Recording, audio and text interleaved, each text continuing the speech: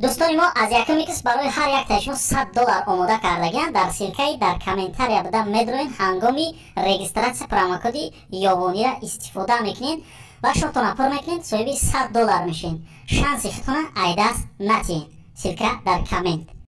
سلام علیکم. سلام پیرده. برای جان یا گرازنی رسپوبلیک تاجیکستان ملی زبود علی چه خوش می‌نیست کازن علی جان چه خوش می‌نیست کازن علی جان آها کازی یووانا دوست مدارم گوش کن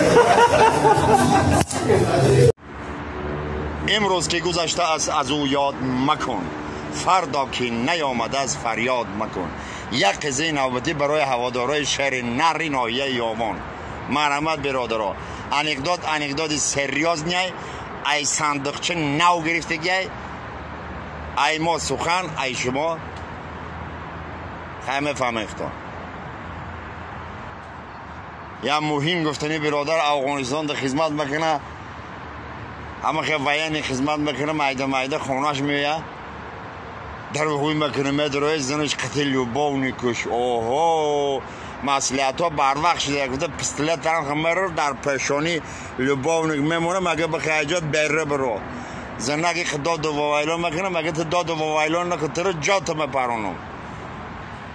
لوباونی که میگیره بره میره پستلت درن پیشانی لوباونی که وای جانم شویه یک جان خیلی خیلی مکنیم التماس گفته گوش که براتن تینمی راست شما با مرا بگو همه تر بسیار نظم بینی یا مرا گفته نه برا جون تر گفته رو تسیار نکن مرا که نظم دید تر فیران بکرد گوش که مرا بنیمت نه این هم پستلت دیدیا من هم خیلی یک تیرسنی بالا مزنم هر دماغ منو میپرتیم میبینه میخدازدم اگر تر پیشکی برداشت نشید تر نظم ببینم مرا پیشکی برداشت زجه مرا نظم ببینم هر دشون همه خیلی است دیگه